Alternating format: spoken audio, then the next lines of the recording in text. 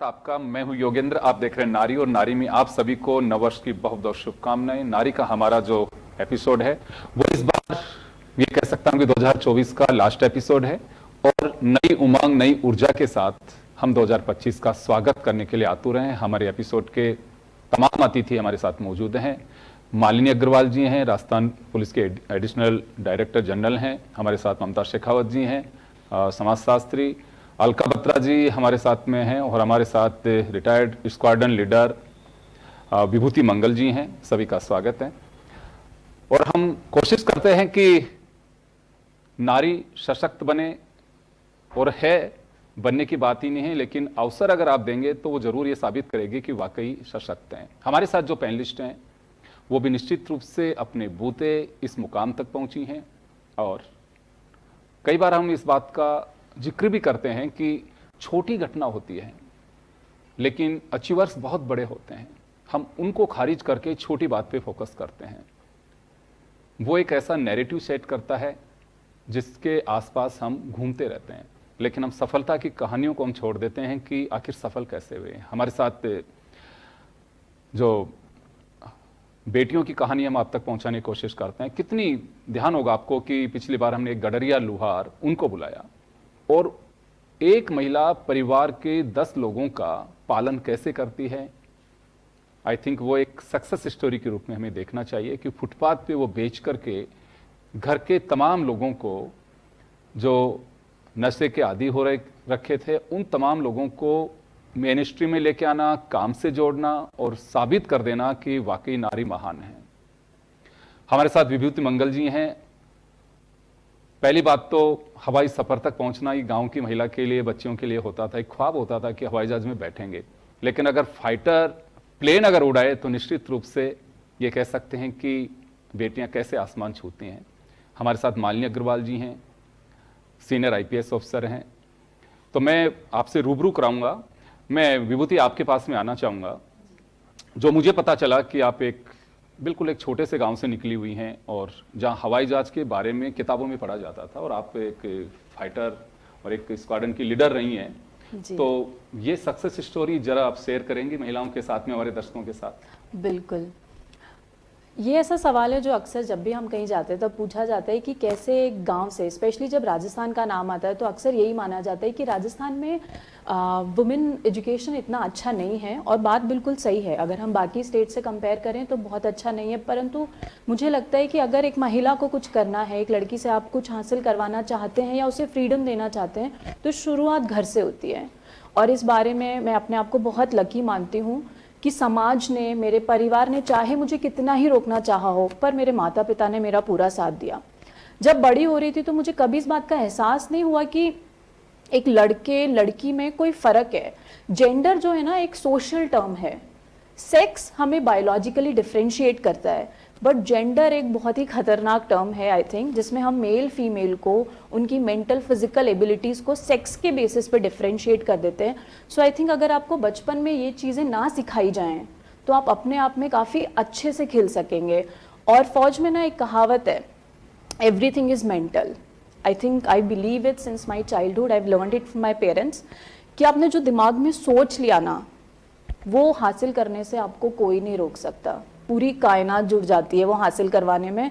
और जैसे हम फाइटर्स की बात करते हैं, शूटिंग की बात करते हैं, किसी भी तरीके की, तो एक बहुत अच्छी चीज़ है जो मैं आप लोगों से साझा करना चाहती हूँ।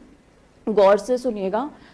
मशीन को, मोटरसाइकिल, जहाज, हवाई जहाज, एक मेडिकल इक्विपमेंट, उसको पता नहीं है उसको चलाने वाला लड़का है या लड़की है। ऐसा नहीं है लड़के के हाथ में बंदूक जाते ही बढ़िया निशाना मारेगी और लड़की एक मोटरसाइकिल चला रही है तो गिर जाएगी। मोटरसाइकिल को कुछ नहीं पता है, आपको पता है, ठीक है। वो गाड़ी उतना अच्छा परफॉर्म करेगी, वो मशीन उतना अच्छा परफॉर्म करेगी जितना चलाने वाला काबिल होगा। तो आई थिंक किसी भी महिला को, फॉर मेन ऑल्सो, सिर्फ काबिलियत पे काम करेंगे और अच्छी नीयत से काम करेंगे तो सब कुछ हासिल किया जा सकता है। कोई फर्क नहीं पड़ता आपका जेंडर क्या है। गुड, बिल्कुल ये सोच है, हमारी सोच है। कई बार यही बात होती है कि हम सोच बैठते हैं कि ये ऐसा हो जाएगा, और वो डर जो है हमारी साइकोलॉजिकली इतना इफेक्ट डालता है कि आप उसमें फिर फेल ही होते हैं। ये बात सही है। मान लीजिए हमारे साथ में है, प्रदेश के कई जिलों की पुलिस कप्तान रही हैं, रेंज IG रही हैं, और अभी भी महत्वपूर्ण पद पे हैं। मैम, आपने सोचा था कि आईपीएस बनेंगी या क्या बनना चाहती थी? जब मैं पढ़ रही थी मेरे कॉलेज के दिनों में, तो मेरी बड़ी इच्छा थी कि मैं डॉक्टर बनूं। सो नेचुरली मैंने फिर जो आज नीट है उसको पीएमटी का एग्ज़ाम दिया था एक बार, but somehow I just couldn't pass that exam. So I was good in biology, zoology, physics, but chemistry it was a little difficult for me, I think तो छोड़ दिया मैंने। फिर मैंने कॉलेज कंप्लीट किया। कॉलेज कंप्लीट करने के बाद में जब मैं पोस्ट ग्रेजुएशन कर रही थी, तो उस टाइम पे मुझे लगा कि मुझे यूपीएससी देना चाहिए। तो मैं दिल्ली यूनिवर्सिटी में पढ़ती थी, वहाँ पे थोड़ा सा माहौल भी है इस तरीके का कि कॉम्पिटिशन्स देते हैं, और ख़ासतौर पे यूपीएससी का बड़ा क्रेज़ रहता था। मैं 94 बैच से हूँ, तो ये बात ही हो गई मतलब पुरानी। तो मैंने सोचा कि ठीक है, अब मैं यूपीएससी ट्राई करूँगी, और मैंने फिर वो एग्ज़ाम दिया, और एग्ज़ाम दे के फिर मैं आईपीएस में आ गई। जब मैं आईपीएस में आई तो उस टाइम पे मैंने मेरी एमएससी करके और रिसर्च शुरू करी थी। दिल्ली यूनिवर्सिटी में ही बॉटनी डिपार्टमेंट में रिसर्च कर रहे थे, और साथ ही साथ तैयारियां भी कर रही थी। तैयारी करते टाइम मतलब ये लग रहा था कि अगर यूपीएससी क्लियर हो जाता है तो वहाँ चले जाएंगे, और नहीं तो फिर जो है हम एक साइंटिस्ट बनेंगे। और वो ऑप्शन भी बहुत अच्छा था, मतलब मुझे बहुत इंटरेस्ट भी था। मैंने यूपीएससी दिया और मेरा आईपीएस में सिलेक्शन हो गया। मुझे लगता है कि मैं अपने घर वालों को इसका श्रेय देना चाहूँगी कि एक बार भी किसी ने आइज़ ब्लिंक नहीं करी कि आप पुलिस में चले गए। किसी ने भी ये नहीं कहा कि मत ज्वाइन करना। मेरे लिए एक एडवांटेज भी थी कि मेरे घर में जितनी भी महिलाएं हैं सभी काम कर रही थी। Even in those days everybody was working, all the women were working, and probably I think it is because of that वो एक्सपोजर भी अच्छा था, एक घर में उस तरह की माहौल भी था। तो उन्होंने मुझे इनकरेज किया, और मुझे लगता है कि फिर मैंने एक बार भी नहीं सोचा कि मैं पुलिस क्यों नहीं ज्वाइन करूं, और मैंने ज्वाइन कर लिया। And rest is history. I have really been very lucky and fortunate to be part of the Indian police service, number 1, and second is to be part of Rajasthan police. It is such a good cadre. मुझे बहुत opportunities मिली यहाँ काम करने की, बहुत लोगों ने प्यार भी दिया, और सारे सीनियर ऑफिसर्स और हमारे जो कलीग्स हैं और हमारे जो नीचे जूनियर्स हैं उन सब का भी बहुत सपोर्ट मिला, और मुझे कहीं ये फील नहीं हुआ कभी कि मैं एक महिला हूँ। जी, आप कई जिलों की एसपी भी रही हैं, रेंज आईजी भी रही हैं। क्या महसूस किया कि महिलाओं की स्थिति को लेकर के, और क्या उनको मोटिवेट करने की आवश्यकता है या फिर अवसर नहीं मिल पा रहे हैं? जब मैंने ज्वाइन करा था पुलिस, 94 बैच से हूँ जैसे कि, और मेरा पहला जिला था जालौर डिस्ट्रिक्ट। वहाँ पर मैं एज एसपी गई थी। हालांकि उससे पहले मैंने एसपीशिप भी करी है, जोधपुर में भी करी है, फिर यहाँ जोधपुर रूरल में, जयपुर रूरल में भी करी है। फिर मुझे पहली बार जो बहुत ही क्लोजली महिलाओं के साथ में इंटरेक्ट करने का मौका मिला वो था जालौर में।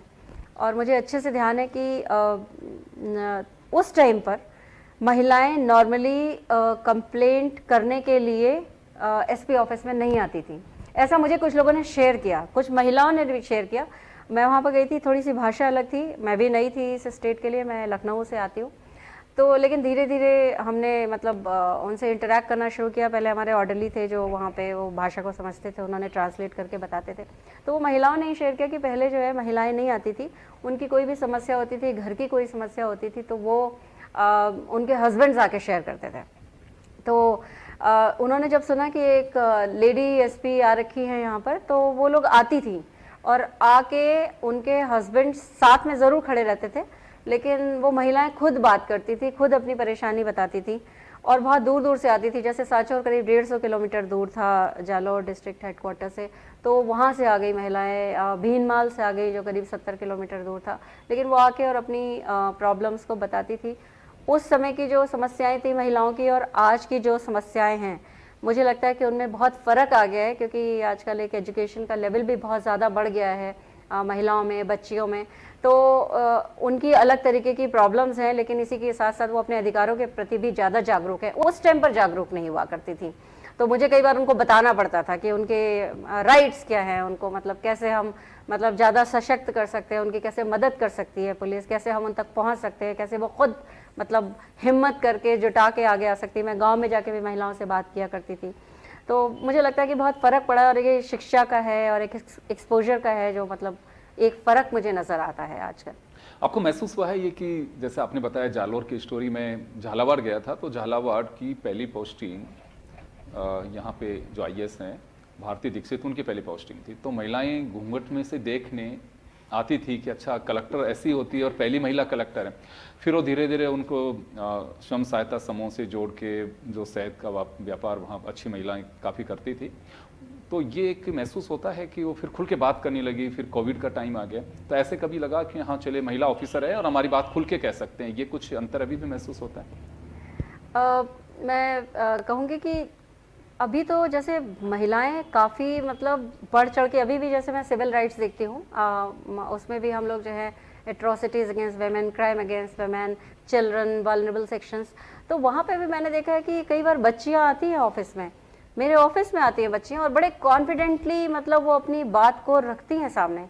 उनके साथ में भी अगर कोई क्राइम हुआ है तो पहले मैंने देखा था कि फ़र्क इतना आ गया है कि बहुत मतलब again I will go back to my first district कि वहाँ पर एक मदर आई मेरे पास में एंड वो बहुत अपसेट थी कि उनकी छोटी बच्ची जो ट्यूशन करने के लिए जाती थी, वहाँ ट्यूशन टीचर जो है ना, उन्होंने उनके साथ में कुछ छोटा मोटा मिसबिहेव किया था।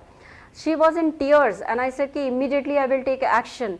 तो उन्होंने कहा कि नहीं मैडम, मैं कंप्लेंट नहीं लिखाऊंगी बिकॉज मेरी बच्चे की इज्जत का सवाल है। मैंने उनको बहुत समझाया, उन्होंने कहा नहीं, आप अपने लेवल पर इनके खिलाफ एक्शन लीजिए, कैसे भी एक्शन ले लीजिए। और जो मुझे करना पड़ा, लेकिन वो आगे नहीं आई एक कंप्लेंट देने के लिए।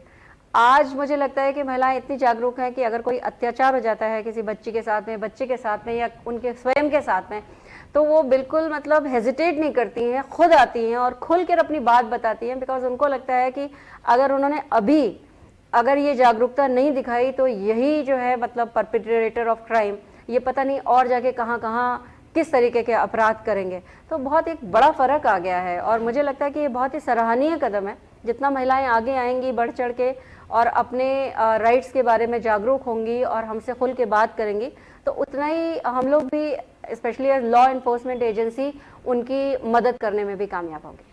बिल्कुल सच्चाई है यही कि क्योंकि आपको एक भरोसा रख करके, देखिए सिस्टम ऐसा नहीं है, आपकी मदद करने के लिए ही बना हुआ है कि आपको खुद पे कॉन्फिडेंस होना चाहिए।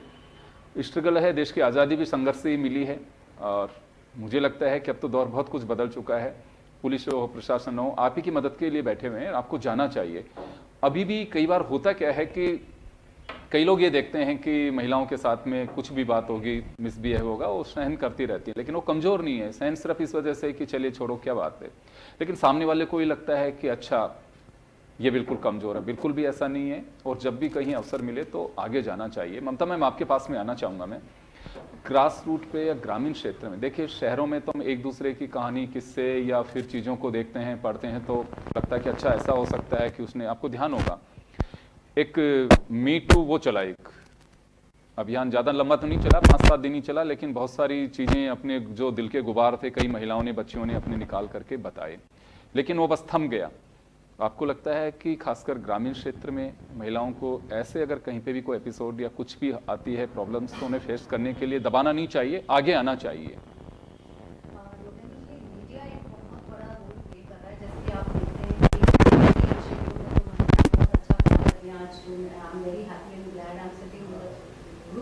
women who are empowered. तो ग्रामीण क्षेत्रों में हाँ बोल सकते हैं, हालांकि हालात काफ़ी सुधरे हैं, बेहतर भी हुए हैं और इसमें जो मेजर रोल प्ले किया है वो है एक मोबाइल फ़ोन। तो मुझे लगता है कि आजकल कोई ऐसे क्षेत्र बहुत कम होंगे जहाँ महिलाओं के पास मोबाइल को लेकर कोई एक्सेस नहीं है। तो काफ़ी कुछ चेंज हुआ है, लेकिन आज भी एक बड़ा तबका हम बोल सकते हैं in the interiors of specially Rajasthan जैसे प्रदेश में, जहाँ की ग्रामीण क्षेत्र काफ़ी बड़ा एरिया कवर करता है, तो महिलाओं की एक्सेस तो बड़ी है, उनमें काफ़ी आत्मविश्वास भी आया है, आत्मनिर्भर भी हो रही हैं और बहुत सारे ऐसे प्लेटफॉर्म्स उन्हें मिल रहे हैं जहां वो खुलकर बात कर रही हैं। लेकिन आज भी कुछ एक जैसे बहुत छोटे गांव हैं या ढाणियां हैं जहां पे महिलाओं की स्थिति आज भी दयनीय है या आप देख सकते हैं कि वो समाज से कटी हुई है। तो जो मीडिया है या जो हमारा मोबाइल फ़ोन है, ये एक बहुत बड़ा मेजर रोल प्ले कर रहा है, क्योंकि महिलाओं को अगर एक्सेस है नेटवर्क के थ्रू मोबाइल फोन, तो आज वो जागरूक है, उन्हें पता है उनके आसपास समाज में, प्रदेश में या देश में क्या घटनाएं हो रही हैं और कौन क्या कर रहा है। तो आज मैंने देखा है कि महिलाएं ग्रामीण लेवल पर भी काफी खुलकर आगे आके अपने विचार व्यक्त करती हैं। काफी एक मेजर चेंज हुआ है, लेकिन हाँ अभी थोड़ा कुछ और चेंज हमें करना बाकी है, जागरूकता और बढ़ाने की ज़रूरत है। But I am very happy and I am glad कि जैसा ये शो भी एक बहुत बड़ा एक प्लेटफॉर्म है, हम एक मैसेज पहुंचा रहे हैं, ना ही शहरों में बल्कि ग्रामीण जो महिलाएं हैं उन तक भी। तो अगर एक महिला आगे आती है तो 100 महिलाएं उसके पीछे आती हैं और ये पूरा एक ग्रुप बन के तैयार होता है। जैसे कि आपने अभी मी टू एक कैंपेन चला था, हालांकि वो उस टाइम काफ़ी सारी महिलाएं उसमें आगे भी आई थी और उन्होंने अपनी जो स्टोरी है वो साझा की थी।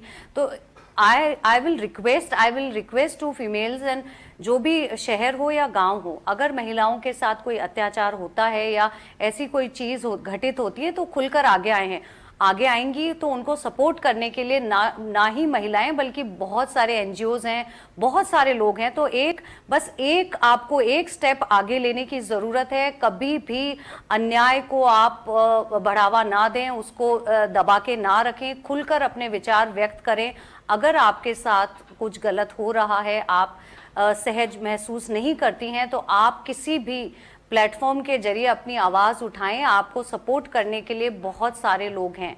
तो अगर इस तरह का करेज हम में आएगा महिलाओं में, स्पेशली ग्रामीण क्षेत्रों में, तो मुझे नहीं लगता कि हम बहुत दूर हैं उस दिन से जब महिलाएं बहुत हद तक सुरक्षित होंगी और अपने आप में पूर्ण होंगी। हालांकि वो पूर्ण है, लेकिन कहीं ना कहीं एक सामाजिक दबाव आप कह लें या एक सोशल नॉर्म्स बोल लीजिए कि वो उतना खुलकर नहीं आ पाती है। The women are just one step behind. एक कदम आप आगे बढ़ें, आपके रास्ते खुले हुए हैं, आपको रोकने वाला कोई नहीं है। तो कभी भी अगर आपको लगे आपके साथ कुछ गलत हो रहा है, आप प्लीज अपनी आवाज उठाएं। बिल्कुल सच्चाई भी यही है। मैं पिछले दिनों यहाँ पे राइजिंग राजस्थान, अभी जयपुर के जवाहर किला केंद्र में क्राफ्ट फेयर चल रहा है, वहाँ टोटली जो महिलाएं हैं आई थिंक करीब 500 स्टॉल के आसपास हैं वहाँ पे, और 28 राज्यों 7 केंद्र शासित प्रदेशों की महिलाएं आई हुई हैं वहाँ पे। तो मैंने कईयों से बात की, राजस्थान की 2-3 महिलाएं मुझे मिली, तो उनका कहना था कि पहले हम घर वालों से छिप के छोटा छोटा काम करते थे, लेकिन घर पे कई बार हमारे साथ में मारपीट भी हो जाती थी, लेकिन हमने हमारे कदम को धीरे धीरे समझ में आई कि वही पुरुष अब हमारे पीछे पीछे चलते हैं और हम आगे होते हैं। तो एक सेक्टर है, और अभी मुझे लगता है कि ये कुछ स्टोरीज ऐसी हैं जो हम इस वजह से हाईलाइट करते हैं कि आपके भी अगर दिल और दिमाग में कहीं कुछ कर गुजरने का अगर आपके जुनून है तो आप जरूर लेकर के आइए, परिवार जरूर सपोर्ट करेगा। आज में अंडर एस्टिमेट किया जाता है, अच्छा लड़की है, महिला नहीं, ठीक नहीं, तेरे से नहीं होगा। बहुत अच्छी बात कही विभूति ने कि मशीन या अवसर वो लड़का है कि लड़की, ये नहीं देखता है। वो हमारी साइकोलॉजी बनती है कि अच्छा इसके लिए तो केवल लड़का ही कर सकता है या इसके लिए लड़की ही कर सकती है। ऐसा बिल्कुल भी नहीं है। उस अवसर को अगर आपको बुनाना है तो आप में वो जुनून पैदा करना होगा। हमारे साथ जो हमारे गेस्ट बैठे हुए हैं, उनकी भी सबकी अपनी यही स्टोरी है, किसी को विरासत में नहीं मिली। ये जो काबिलियत है उनके खुद के बूते हैं। मैं अलका जी आपके पास में आना चाहूँगा। कई शोज हमने साथ में भी किए हैं, आप पे ग्रामीण और शहरी दोनों क्षेत्र में, और खासकर स्पोर्ट्स के लिए भी आप खुद खेलती भी हैं, काम भी करती हैं। क्या लगता है आपको कि वास्तव में महिलाओं को अवसर, किस तरह के अवसर दिए जाने चाहिए, या फिर उनमें क्या ऐसा भाव पैदा हो कि हाँ बिल्कुल वो एहसास कर सकें मजबूत हैं, सरल हम उसको कमजोर मान बैठते हैं, लेकिन मजबूत है महिला और कर सकती है। बहुत सारे ऐसे उदाहरण हैं। तो ये जो उनके पीछे जो छिपा हुआ एक जुनून है वो कैसे आगे आ सकता है? तो मैं ये कहना चाहूँगी, आज 2024 के एंड में जो हम ये बात करने जा रहे हैं, तो कुछ हम चल के आए, बहुत कुछ चलना बाकी है। थोड़ा बदलाव आया है, बहुत सारा लाना बाकी है। आई थिंक ये फ्रेज बैठती है हम महिलाओं के लिए, अगर हम अपने स्टेट की, अपनी कंट्री की बात करें, और स्पेशली रूरल वीमेन के लिए तो बहुत कुछ बदलाव लाना बाकी है। हम लोगों ने काफ़ी एग्जाम्पल सेट किए हैं, हम बैठे हैं जो may be empowered women, but there is a struggle behind it. सबके साथ कुछ ना कुछ स्ट्रगल रही है, सब फॉर्चुनेट नहीं होती कि उनकी फैमिली उनको सपोर्ट करती है। तो माइंडसेट अभी भी बदलना बाकी है, बहुत ज़रूरत है। टैलेंट की कमी नहीं है हमारी महिलाओं के अंदर, इंटेलिजेंस की कमी नहीं है, करेज की कमी नहीं है, लेकिन उनको उठने नहीं दिया जाता, दबा दिया जाता है और माइंडसेट बहुत अभी भी बदलना बाकी। आप देखिए किसानों की बात करते हैं, किसान हमेशा आदमी की बेलना करता है, औरत की नहीं, जबकि औरत किसान का सबसे ज़्यादा काम करती है। आप देखिए वो निराई बुआई कटाई से लेकर सारा काम औरत करती है और किसान खाली हल चला के आ जाता है मेल और कहता है किसान हुआ है। Why not a female as किसान? आप नहीं मानेंगे। और इसी तरह हर फील्ड में जो भी महिलाएं आज किसी भी फील्ड में थोड़ा बहुत भी चल के और हिम्मत करके आ गई हैं, रूमा देवी जैसे एग्जाम्पल्स हैं, अगर अपन वुमेन की बात करें या उसकी कहीं बहुत बहुत बहुत कुछ बात है। दबा दिया जाता है कि अभी भी हमारी जो सीजनिंग है, जो हमारी ब्रिंगिंग अप है, स्पेशली रूरल एरियाज में, वो ऐसी कर दी जाती है कि हम अपनी नियति मान लेते हैं, हम लड़ने को तैयार नहीं होते, खड़े नहीं होते। मैं छोटे से 2 इंस्टेंस इसमें बताना चाहूँगी इजाज़त हो तो। एक तो स्कूल का, मैंने आपको हमेशा कॉलेज का बताती हूँ, एक पीजी कॉलेज अराउंड जयपुर, मैं वहाँ किसी प्रोग्राम में गई, पैनल में बैठी, तो पोस्ट ग्रेजुएशन कॉलेज कोएड था जिसमें लड़कियाँ और लड़के दोनों थे। लड़कियाँ ज़मीन पे बैठी थी और सारे लड़के चेयर पे बैठे थे, एक भी लड़की चेयर पे नहीं। ये 3 साल पहले की बात है। This is what the conditioning and seasoning of girls, उनके माइंड। और वो आराम से मान के बैठी थी कि हम सही जगह बैठे हैं, आप क्यों नहीं उनके बराबर बैठ सकते या लड़के नीचे नहीं बैठ सकते। ये example I think this is a food for thought, हमें सोचना चाहिए क्यों एक पोस्ट ग्रेजुएट लड़की भी ऐसा सोच रही है। ग्रेजुएशन की तो बात ही छोड़ दीजिए। दूसरा, मेड्स जो हमारे घर में काम करती है, सारा दिन काम करती हैं, पैसे कमाती हैं, बच्चे पालती हैं, उसको स्कूल भेज रही हैं, और आदमी उनके शाम को आते पैसे छीन लेते हैं, दारू पीते हैं, मारते हो। ये आज भी चलता है। तो हमारी, और उनको मैं जैसे मालिनी मैम जैसे कई लोग हैं जो सपोर्ट करते हैं, उनकी जैसे अगर कोई ऑफिसर्स मिले तो फिर भी वो अपनी कंप्लेंट्स कहने को राजी होते हैं। मैंने कहा महंगा पुलिस में रिपोर्ट लिखाते हैं, अरे मैडम छोड़ो जाने को, वो पिटने को तैयार है लेकिन कंप्लेंट करने को तैयार नहीं है। They don't want to break their house. So this is what the condition of female अभी भी, हमें उसमें बदलाव लाना बाकी है। बाकी मैं महिलाओं को अपनी तरफ से ये कहना चाहती हूँ कि आप सब कुछ कर सकती हैं, कहीं किसी चीज़ में कमी नहीं है। जैसा इन्होंने कहा कि जेंडर हो सकता है लेकिन करेज में किसी चीज़ में कमी नहीं है। आज हम बैठे हैं, मैं भी कुछ कर रही हूँ, अगर मैं कर सकती हूँ तो आप भी कर सकती हैं। मैं आज इस उम्र में स्पोर्ट्स में हूँ, एंटरप्रेन्योर हूँ, माँ, बीवी, एंटरप्रेन्योर, बिजनेस पर्सन, सबके रोल निभा रही हूँ, सोशली ऑल्सो एक्टिव, और इंडिया लेवल पे खेल रही हूँ। मतलब इस उम्र में 50+ में I am proud to say that I play for India. तो सब कर सकते हैं, ऐसा कुछ नहीं है। करने की बहुत बहुत आपके अंदर हिम्मत होनी चाहिए, करेज होना चाहिए, सपोर्ट है, गवर्नमेंट की कई सारी स्कीम्स हैं जिनका हमें पता हो और उनको फायदा मिले तो हम आप लोग कहीं ना कहीं जरूर से पहुंच सकते। बिल्कुल आप सही कह रहे हैं कि अवसर बहुत सारे हैं, खुद को भी एक बार समझना होगा। मैं विभूति आपके पास में एक बार आना चाहूंगा जी। समय थोड़ा कम है, मैं शॉर्ट में चाहूंगा, क्या तस्वीर देखना चाहते हैं महिलाओं की कि 2025 में काश ऐसा हो? मैं बस ये चाहती हूँ, जिस जवाब से मैंने पहले शुरू किया था, 2025 में महिलाएं जब अपने सपनों के बारे में सोचें तो अपने महिला होने के बारे में ना सोचें। अपने सपनों के बारे में जितना बड़ा हो सकता है, जितना ज़्यादा हो सकता है सोचें। आप जितना बड़ा सपना देखेंगे उससे हो सकता है 2-4 कदम नीचे लैंड करें। बट अगर आप ये सोचेंगे कि मैं महिला हूँ और मेरे आसपास अपॉर्चुनिटी ऐसी है या मेरे घर वाले मुझे रोकना चाहते हैं और फिर सपना देखेंगे तो आप क्या ही देख पाएंगे। तो अपने सपनों को बिना किसी रेस्ट्रिक्शन के देखें। और सबसे महत्वपूर्ण बात 2025 में मैं जो देखना चाहूँगी महिलाओं से ज़्यादा, मैं चाहूँगी कि महिला सशक्तिकरण की बात ना हम सारे दिन करते हैं, सुबह शाम, हर वक्त, हर चैनल पे, हर सोशल मीडिया प्लेटफॉर्म पे, इंटरनेशनल चैनल्स पे भी जब हम डिस्कशन करते हैं, बट हम पुरुष सशक्तिकरण की बात नहीं करते। And I am not saying कि मैन एज एलाइज की हम बात करें, नहीं, मैं नहीं चाहती कि मैन मुझे सपोर्ट करे। मैं चाहती हूँ उन्हें सशक्तिकरण सिखाया जाए क्या होता है, उन्हें पता होना चाहिए खाना कैसे बनता है, कपड़े कैसे धुलते हैं, अपना स्वयं का काम कैसे होता है। बहुत ईजी है। महिला के ऊपर आजकल डबल प्रेशर है। आपको प्रोफेशनली भी परफॉर्म करना है, बहुत अच्छा परफॉर्म करना है, वरना शादी में मुश्किल आएगी। अगर आपको घर का काम नहीं आता तो शादी में मुश्किल आएगी। चलो शादी हो जाती है क्योंकि अल्टीमेट एम माना जाता है एक महिला के जीवन का। उसके बाद फिर आपको बोला जाएगा अच्छा मेरी बहू तो ये काम करती है और पता है थक के आने के बाद भी घर का खाना बनाती है और सुबह भी 4 पराठे सेक के जाती है। अच्छा तो फिर बेटा क्या करता है? चाय और अखबार से उसकी पूरी जिंदगी निकल जाती है। अरे देखो ना, एक आदमी है घर में जो अपना फुल पोटेंशियल यूज नहीं कर रहा है, उसका सशक्तिकरण करो। वो महिला ऑलरेडी है सशक्त, आई थिंक कर रही है।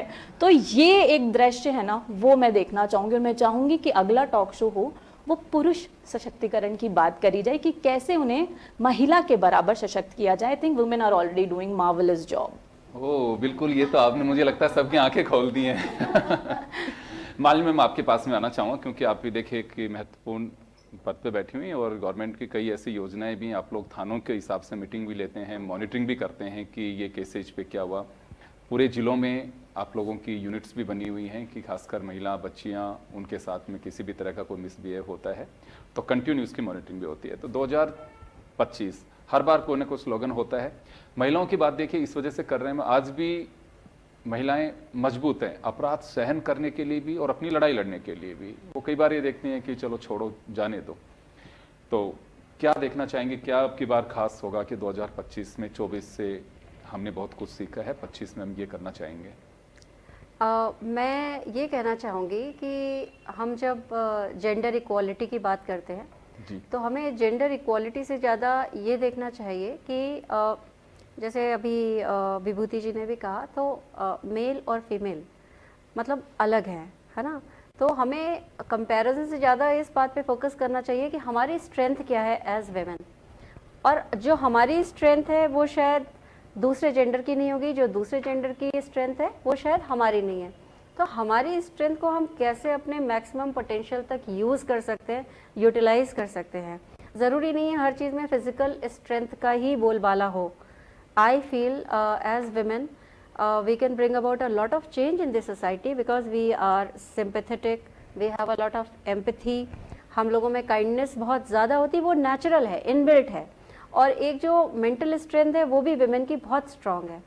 तो कंपैरिजन करने के बजाय में अगर हम अपनी इन स्ट्रेंथ्स को फुल पोटेंशियल पे यूज़ करते हैं तो हम बहुत अच्छे तरीके से सोसाइटी में कंट्रीब्यूट कर सकते हैं।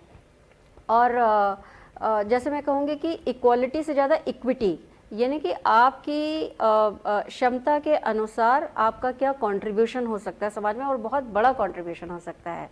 जैसे एक छोटी सी बात है कि जब से women have entered the work force, मैं पुलिस विभाग की बात करूंगी क्योंकि मैं लॉ इन्फोर्समेंट में हूँ या पुलिस विभाग में हूँ, तो एक बड़ा अच्छा सा चेंज आया है। इसके लिए हम मतलब मेल ऑफिसर्स को या मेल पर्सनल को ब्लेम नहीं कर सकते, बिकॉज उससे पहले शायद महिलाएं नहीं थी वर्क प्लेस में। लेकिन आज जब वर्क प्लेस में महिलाएं आ गई हैं तो जो हमारा मेल ऑफिसर्स हैं या कलीग्स हैं उनको कैसे बात करना है, बिकॉज वो हमेशा इस बात के लिए अवेयर रहते हैं कि वहाँ महिलाएं भी हैं। मैंने ये भी देखा है कि कई बार क्योंकि महिलाएं, अब हम कह रहे हैं कि कंधे से कंधा मिला के चल रही, तो कंधे से कंधा मिला के चल रही बहुत मतलब आई थिंक अच्छी बात है। तो हमें उसी तरीके से अपने को प्रूव भी करना है, हमें उस बात का फ़ायदा नहीं उठाना चाहिए। मतलब I think that we should try to contribute equally. फिर हमें इस बात का फ़ायदा नहीं लेना है कि मैं महिला हूँ तो मैं ये काम कर सकती हूँ, मैं ये नहीं कर सकती हूँ, लेकिन मैंने वहाँ पर उस प्रोफेशन को ज्वाइन किया। सेंसिटिविटी बहुत है, सेंसिटिविटी बहुत है सभी अधिकारी, सभी इस बात के लिए। और वर्क प्लेस में भी कोलीग्स, आपके जो कोवर्कर्स हैं, वो ज़्यादातर टाइम सपोर्ट करते हैं। और हम लोग भी जहाँ जाते हैं, मैन फोक को इसी बात के लिए, जैसे ख़ास तौर पे थानों पर जो रहता है उसमें इस बात के लिए सेंसिटाइज भी करते हैं कि भाई एक अच्छा एटमॉस्फेयर हो। और जो हमारी महिलाएं आ रही हैं थानों पर, उनके साथ में भी हम कैसे एक अच्छा उदाहरण पेश कर सकते हैं, उनकी बात को बहुत सेंसिटिविटी से सुने, उसमें भी पुलिस विभाग में बहुत ज़्यादा सुधार आया है। तो आज हालात अच्छे हैं, महिलाओं को डर नहीं लगता है थानों में जाने से। और नए साल पे मैं यही कहूँगी कि ज़्यादा से ज़्यादा महिलाएं इस बात को रियलाइज़ करें कि जिस एजुकेशन और जिस एक्सपोजर के बल पे वो यहाँ तक पहुँची हैं, वही जो है उनको और आगे ले जाने में मदद करेगा। और जो महिलाएं वहाँ तक नहीं पहुँच पा रही हैं तो हमको उनकी उंगली थाम कर हाथ से हाथ मिला के आगे बढ़ाने के लिए अपलिफ्ट करने की कोशिश करनी चाहिए। बिल्कुल आपने सही कहा, और ये जरूर भी अवसर की बात है। और अवसर के साथ साथ में इक्वलिटी की जो बात की जा रही है, देखिए सोच आपको बदलना होगा, जमाना वैसा नहीं है जो हम सोच के चल रहे हैं। आज भी 29 या 30 राज्य में देश ऐसे हैं जिसमें मैं पढ़ रहा था, वहाँ की शासनाध्यक्ष या शासन प्रमुख महिलाएं हैं। और ऐसा नहीं है कि जिन राष्ट्रों के शासनाध्यक्ष या प्रमुख पुरुष हैं वही बहुत बेहतर कर रहे हैं कि वो बिल्कुल आउट ऑफ द वे कर रहे हैं। मैंने हमेशा ही बात कहता हूँ कि पंख बहुत दिए हैं लेकिन आसमान खुला है, और भरोसा रखिए कि उड़ान भर सकती हैं। मैं 30 सेकंड ममता जी आपके और अलका मैम के पास में आना चाहूँगा। मैं जानना चाहूँगा बहुत कम में कि क्या देखना चाहते हैं हम 25 में। मैं चाहती हूँ 2025 में जो समाज है वो सुरक्षित हो जाए। एक सामाजिक नज़रिया जो है, जो लड़कियों के साथ मैंने पिछले कुछ टाइम से जो रेप केसेस देखे हैं या उनकी सुरक्षा पे जो सवाल लगे हैं, मैं चाहती हूँ कि समाज इतना सुरक्षित हो जाए कि जो बच्चियां हैं वो बेखौफ होकर रात को निकले, दिन को निकले। तो इसमें केवल समाज का ही सपोर्ट नहीं चाहिए, बल्कि मैं चाहती हूँ कि हर बच्ची है, जो लेडीज़ हैं, वो सब खुद इस कदर अपने आप को आत्मनिर्भर या इतने आत्मविश्वास से भरपूर रहें कि अगर इस तरह की कोई प्रॉब्लम उनको आती है तो वो उसे कैसे टैकल करें। तो मेरे हिसाब से 2025 आई वांट टू सी एक सुरक्षित समाज महिलाओं के लिए। अलका मैम, आपके पास में आना चाहूंगा मैं। 2025 I feel that we should be more empowered, क्योंकि हमें हमारी लड़ाई खुद ही लड़नी है और मेल जितने भी हैं उनका माइंडसेट थोड़ा सा चेंज हो टुवर्ड्स अस, क्योंकि उनका माइंडसेट चेंज होना बहुत ज़रूरी है। और उसका सबसे बड़ा एग्जांपल अभी अपने सामने ही है, यूएस जैसी इतनी बड़ी कंट्री का भी आज तक राष्ट्रपति नहीं बना पाए, तो माइंडसेट हर जगह बदलना जरूरी है हिंदुस्तान के साथ। बिल्कुल, इसमें कोई संदेह नहीं है। और मैं कहूंगा ये कि विकसित राष्ट्रों की तरह अगर हम देखें, भारत में आज भी कहा जाता हो कुछ छोटी घटनाएं या कुछ परसेंटेज को देख करके हम बहुत बड़ी तस्वीर उसकी खींच देते हैं, ऐसा नहीं है।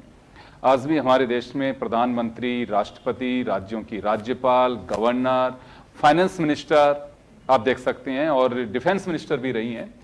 तो इससे बेहतर क्या हो सकता है। और बिल्कुल हिंदुस्तान वाकई हिंदुस्तान है, इसमें कोई डाउट नहीं है। कुछ चीज़ें उन्हें हम अवॉइड की मैं नहीं कह रहा, लेकिन उसमें सुधार की गुंजाइश हो सकती है। लेकिन हमारी नारी शक्ति बहुत मजबूत है और महिला सशक्तिकरण की बात मैं थोड़ा सा मुस्कुराते इस वजह से कह रहा हूँ कि अभी विभूति ने कहा कि पुरुष सशक्तिकरण की आवश्यकता है महिलाओं से ज्यादा। चलिए, आप सभी को बहुत बहुत शुभकामनाएं और हम उम्मीद करेंगे कि 2025-24 से बेहतर हो, खासकर महिलाओं के लिए। आप सभी को अगेन शुभकामनाएं और नारी में इतना ही। दीजिए इजाजत, नमस्कार।